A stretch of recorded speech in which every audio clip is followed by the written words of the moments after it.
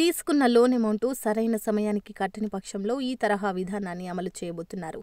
దీని ద్వారా లోన్ తీసుకునే సమయంలోనే మన ఫోన్లో ఉన్న కాంటాక్ట్స్పై పూర్తిగా అనుమతి ఇస్తాము. లోన్ వస్తుందనే ఆశలో నిబంధనలు పూర్తిగా చదవకుండానే అన్నిటికీ అనుమతి ఇస్తుంటాము. చివరికి అదే మన కొంప ముంచేలా చేస్తుంది. మన కాంటాక్ట్స్పై ఫైనాన్స్ సంస్థలకు పూర్తిగా అనుమతి ఇవ్వడంతో అసలు సమస్య మొదలవుతుంది.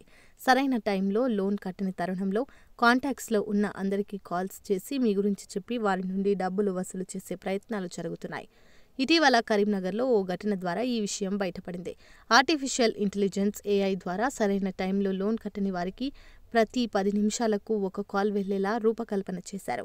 దీంతో పాటు వీరి కాంటాక్ట్స్లో ఉన్న మిగతా సభ్యులకు సైతం ఆర్టిఫిషియల్ ఇంటెలిజెన్స్ ద్వారా ప్రతి గంటకు కాల్స్ చేస్తూ వేధిస్తున్నారు. అలా కాల్స్ వస్తున్న వారిలో వివిధ హోదాలో ఉన్న పెద్దలు సైతం ఉండటం విశేషం.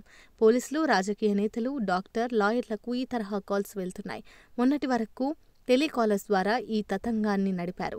అయితే ఇప్పుడు ఏఐ వచ్చిన తర్వాత వారి పని మరింత సులువుగా మారింది.